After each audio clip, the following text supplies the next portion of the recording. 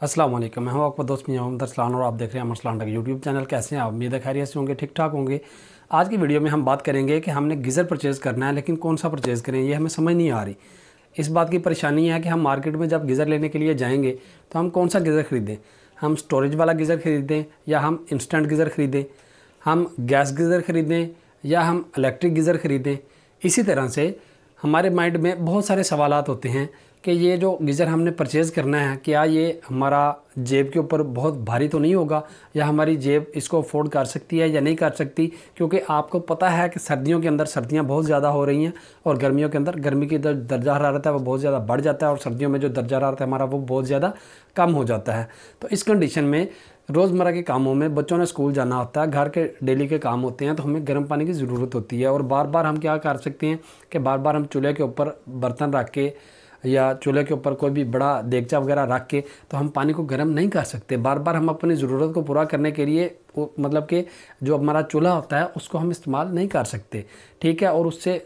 Time भी ज़्यादा लगता है और हमारा जो वो आप कह रहे हैं कि बाकी रूटीन के काम जो हैं वो भी थोड़े डिस्टर्ब होते हैं। तो आज की वीडियो में डिटेल के साथ मैं आपके साथ शेयर करूंगा कि जो स्टोरेज वाला हमारे पास गीज़र होगा उसके क्या हमें बेनिफिट्स मिलेंगे और उसके नुकसानात क्या हैं। इसी तरह से जो हमारे पास जो हमारा इंस्टेंट गीज़र होता है उसके हमारे पास क्या बेनिफिट्स होंगे और क्या उसके नुकसानात हैं। इसी तरह से हम आज की वीडियो में डिटेल के साथ इस बारे में भी डिस्कस करेंगे, बात करेंगे कि जितने भी हमारे पास अगर इलेक्ट्रिक गीज़र हो या हमारा गैस गीज़र हो तो वो हमारा पॉकेट फ्रेंडली होगा या नहीं होगा। हमारा महीने का जो एक्सपेंस या हमारी जो सैलरी है कहीं वो पूरा महीने का जो निज़ाम है एक गीज़र लगाने की वजह से वो तो डिस्टर्ब नहीं हो जाएगा कि कहीं से पैसे इकट्ठे करके पकड़ दकड़ के किसी भी तरह से हम गीज़र तो परचेज़ कर लें, लेकिन आया कि जिस तरह से गर्मियों के अंदर हमसे अगर घर में एक पंखा चला के और चंद लाइटें चला के हम बिजली का बिल देने के काबिल नहीं रहे थे, इतनी महंगाई बिजली हो गई हुई है। तो ऐसी कंडीशन में हमें ये प्रॉब्लम रहती है ये, ताकि हम कोई भी ऐसा स्टेप ना ले लें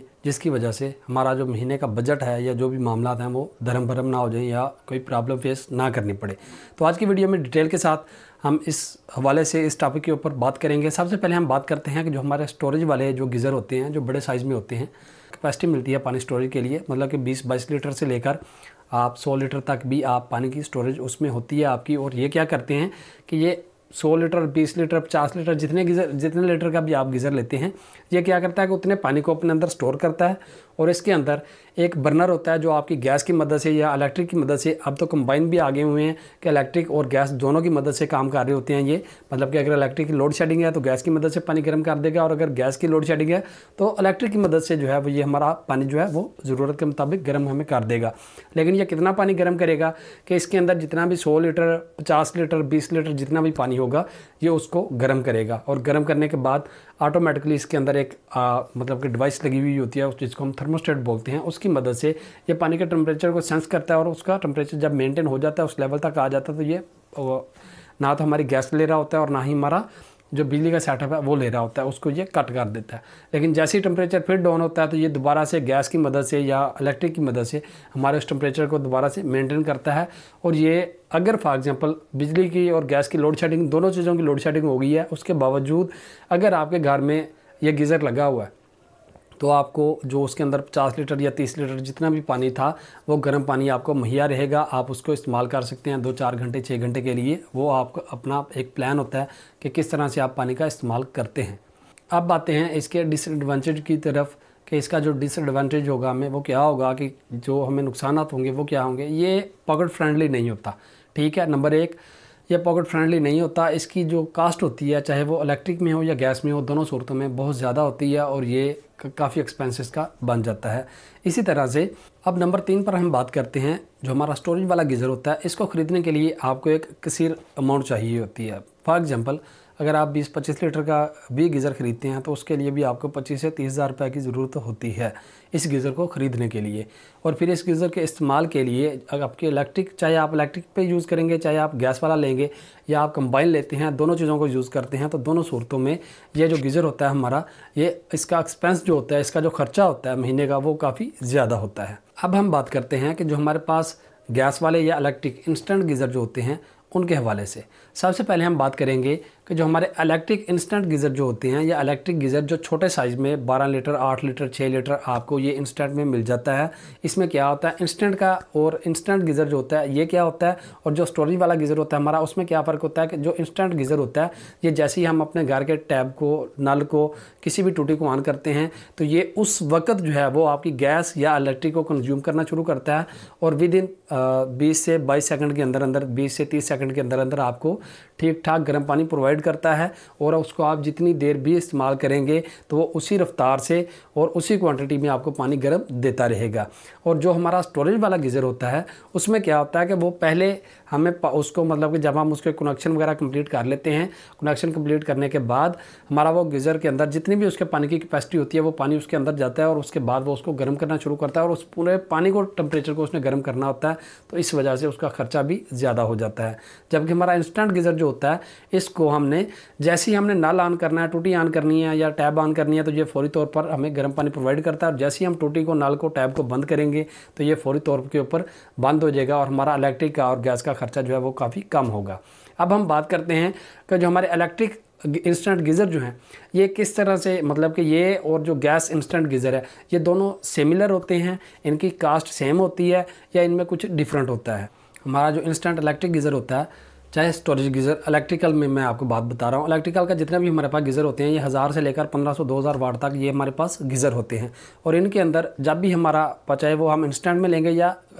आप स्टोरेज वाले में लेंगे, तो स्टोरेज वाले का तो वैसे मैंने आपको बता दिया ना कि वो जितना भी पानी स्टोर करेगा तो उसको हीट करना है उसने, 2-4 घंटे के लिए चलेगा। तो ज़ाहिर बात है अगर 1000 मतलब कि आपका 1000 वाट चलता है और 4 घंटे चलता है तो 4 घंटों का मतलब है कि आपके तकरीबन 4 घंटे में 4 यूनिट जो है वो तकरीबन आपके इलेक्ट्रिक के वो यूज़ कर लेगा। इसी तरह से जो हमारा इंस्टेंट गीज़र होता है वो उसके मुकाबले में काफ़ी कम लाइट लेता है, लेकिन इलेक्ट्रिक होने की वजह से ये भी बनिस्बत गैस के ये काफ़ी कास्टली पड़ता है आपको। फॉर एग्जांपल अगर हम इंस्टेंट गैस गीज़र और इलेक्ट्रिकल गैस गीज़र का मुवाजना करें तो जो हमारा इलेक्ट्रिकल गैस गीज़र होगा उसकी पर मंथ अगर आप फॉर एग्जांपल सुबह सुबह और शाम को 2 घंटे सुबह और 2 घंटे शाम को आप इस्तेमाल करते हैं तो जो हमारा इलेक्ट्रिकल इंस्टेंट गीज़र होता है ये आपको पर मंथ जो इसकी कास्ट पड़ेगी या जो इलेक्ट्रिकल बिल आएगा, जिस हिसाब से इस वक्त हमारे पास बिजली महंगाई है बिजली में और बिजली के बिल जिस तरह से आ रहे हैं, तो अगर आप जो आपका इलेक्ट्रिकल इंस्टेंट गीज़र है उसको इस्तेमाल करते हैं तो ये तकरीबन आपका महीने का 4 से 5 हज़ार रुपया एक्स्ट्रा आपका बिल आएगा जो पहले घर के रूटीन के हवाले से आ रहा है। उसके एक्स्ट्रा, उसके अलावा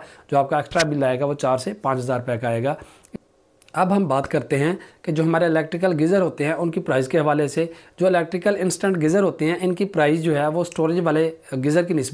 बनिस्बत स्टोरेज वाले गीज़र के काफ़ी कम होती है। और ये आपके लिए जब आप इसको ख़रीदने जाते हैं तो ये आपके पॉकेट के ऊपर कोई इतना इफेक्टिव नहीं होता। 15 से 20 हज़ार की रेंज के अंदर ये आपको आसानी से मिल जाता है। कि जो हमारा इंस्टेंट गैस गीज़र है, सबसे पहले जब हम इसकी बात करेंगे तो जो हमारा इंस्टेंट गैस गीज़र जो है इसके अंदर जैसे ही हम आप इसको परचेज़ करते हैं, परचेज़ करके घर लाते हैं और लाकर लगाते हैं तो आपका जो गैस का जो एक रूटीन में आपका बिल आ रहा है और वही रूटीन आप रखते हैं कि 2 घंटे सुबह और 2 घंटे शाम और दिन में थोड़ा बहुत जो आपका इस्तेमाल होता है, इस इस्तेमाल के साथ आप इस्तेमाल करते हैं। तो जो आपका, अगर आप जो कमर्शियल गैस का हमारा एक बिल आ रहा होता है उसके ऊपर आप इसको यूज़ करते हैं, जो सुई गैस होती है हमारी कमर्शियल गैस के लिए, तो उसके ऊपर जो हमारा इलेक्ट्रिक जो इंस्टेंट गैस गीज़र है इसका जो एक्सपेंस आएगा वो तकरीबन 50 से 100 रुपया आपका एक्स्ट्रा हो जाएगा उस बिल के अंदर। इससे ज़्यादा आपका बिल आगे नहीं बढ़ेगा। 50 से 150 रुपये के राउंड अबाउट ये आपके बिल में इजाफे का बाइस बनेगा, इससे ज़्यादा आपका बिल नहीं आएगा। इसी तरह से जो हमारे गैस गीज़र होता है, अगर फॉर एग्जांपल आपके पास कमर्शियल गैस नहीं है क्योंकि सर्दियों में इसकी भी लोड शेडिंग हो जाती है, इसको अगर आप सिलेंडर के ऊपर भी यूज़ करते हैं तो आपका महीने का जो एक्सपेंस होगा वो 1000 से ज़्यादा नहीं होगा। अगर आप तरतीब के साथ इसको इस्तेमाल करेंगे तो इसका जो महीने का आपका बजट बनेगा वो 1000 से ज़्यादा सिलेंडर के ऊपर भी नहीं बनेगा। अब अगर हम बात करें कि जो हमारा इंस्टेंट गैस गीज़र होता है इसकी प्राइस के हवाले से, तो इंस्टेंट गैस गीज़र जो है ये आपको मार्केट में जो 6 लीटर का गीज़र होता है तकरीबन 18,000 के राउंड अबाउट, 15 से 18,000 के राउंड अबाउट ये आपको मिलेगा। अब हम बात करते हैं कि जो हमारा इंस्टेंट गैस गीज़र होता है उसकी कीमत के हवाले से। तो कीमत के हवाले से अगर बात करें तो जब आप इंस्टेंट गैस गीज़र ख़रीदने जाते हैं तो ये आपकी पॉकेट के ऊपर इलेक्ट्रिक और जो हमारा दूसरा स्टोरेज गीज़र जो है उन दोनों की निस्बत ये काफ़ी पॉकेट फ्रेंडली होता है आपके लिए। एक तो इसकी ख़रीदारी में मतलब कि आपको कोई बहुत ज़्यादा पेमेंट नहीं देनी पड़ती या बहुत ज़्यादा कीमत नहीं देनी पड़ती, नंबर 1। नंबर 2 के ऊपर जो हमारा इंस्टेंट गैस गीज़र है, इसकी जो मेंटेनेंस है वो भी बहुत आप कह लें कि रिलायबल है, और मेंटेनेंस कास्ट इसकी कह लें कि आप ज़ीरो है। ठीक है, जब आप लेते हैं और इसको आप प्रॉपर तरीके से इस्तेमाल करते हैं तो पहले तो 2-3 साल तक ये आपका कोई प्रॉब्लम इसमें आती नहीं है, और वो अगर प्रॉब्लम आ भी जाए इसमें फॉर एग्जांपल, तो आपका जो प्रॉब्लम होती है वो 200, 400, 500 तक, 600 तक वो हल हो जाती है। और फॉर एग्जांपल इसका अगर बोर्ड ख़राब हो जाए, जो इसके अंदर ये किट लगी हुई होती है, जिसकी वजह से ये पूरे का पूरा ऑपरेटिंग सिस्टम इसका बना होता है कि हमारी टूटी को खोलने पे ऑन होता है, टूटी बंद करने पर बंद हो जाता है, और टूटी चलती भी रहे, और उसके हवाले उसमें भी अगर हमारा टेम्परेचर ज़्यादा इंक्रीज़ हो जाता है तो ये ऑटोमेटिक भी होता है। तो वो फॉर एग्जाम्पल वो वाला बोर्ड इस गीज़र का ख़राब हो जाता है तो भी आपका 1000 से 1200 रुपये के अंदर वो रिपेयर हो जाता है, और ये गीज़र जो होता है ये आपका देर पा इस्तेमाल होता है। अब हम बात करते हैं हमारे स्टोरेज गीज़र की और इंस्टेंट गीज़र के हवाले से, कि जगह के हवाले से। जो हमारा स्टोरेज गीज़र होता है उसके लिए हमें एक कसीर जगह चाहिए होती है, बड़ी जगह और खुली जगह चाहिए होती है। और जो हमारा इंस्टेंट गीज़र होता है ये आप किसी भी जगह के ऊपर, घर में किसी भी जगह के ऊपर, मतलब कि बाथरूम के साथ कुछ छोटी सी जगह हो आपके पास, सहन के अंदर आपके पास जगह है, छत के ऊपर कोई थोड़ी सी जगह है, तो बिल्कुल छोटी सी जगह ये घेरता है आपकी, और वहाँ पर ये इजीली आप इसको इंस्टॉल कर सकते हैं। तो उम्मीद है कि आज की वीडियो जो है वो काफ़ी हेल्पफुल रही होगी आपके लिए। डिटेल के साथ मैंने आपके साथ डिस्कस किया कि जो हमारे इलेक्ट्रिकल गीज़र हैं वो किसी भी तौर के ऊपर हमें सूटेबल नहीं है। इलेक्ट्रिकल क्योंकि बिजली बहुत महंगी है, हमारे पास इलेक्ट्रिसिटी बहुत महंगी है, तो वो आप छोटे से छोटा गीज़र भी लेंगे तो उसका मिनिमम जो बिल आएगा आपको 4 से 5,000 रुपया पर मंथ आएगा। और अगर आप गैस गीज़र लेते हैं और gas geyser instant gas geyser लेते हैं तो उसका जो आपका महीने का जो बिल आएगा, अगर आप सिलेंडर के ऊपर यूज़ करेंगे तो मैक्सिमम 1000। अगर आप उसको कमर्शियल गैस के ऊपर यूज़ करते हैं, जो हमारे घरों में सुई गैस आ रही होती है, जो हमारे घरों में जो गवर्नमेंट की तरफ से हमें जो गैस प्रोवाइड की गई होती है, तो उस गैस का जो हमारा बिल आएगा वो जो भी आपके घर में रूटीन का बिल आ रहा है उसमें 100 से लेकर 150 तक का इजाफा करेगा, और आपका इंस्टेंट गीज़र आपकी पॉकेट के ऊपर और आपके बजट को बिल्कुल डिस्टर्ब नहीं करेगा। तो उम्मीद है कि आज की वीडियो डिटेल के साथ आपको समझ आ गई होगी। मज़ीद अगर आप इंस्टेंट गीज़र के हवाले से, HVACR के हवाले से, इलेक्ट्रिकल के हवाले से कुछ भी आपके सवालात हों, आप कुछ जानना चाहते हो, हमसे पूछना चाहते हो, डिस्क्रिप्शन में वीडियो के स्टार्टिंग पे और वीडियो के एंड के ऊपर हमारा व्हाट्सएप नंबर आपको मिल जाएगा। अपनी दुआओं में, नेक तमन्नाओं में याद रखिएगा। मिलते हैं इंशाल्लाह नेक्स्ट किसी इन्फॉर्मेटिव वीडियो के साथ, तब तक के लिए मुझे दीजिएगा इजाज़त। अल्लाह निगहबान।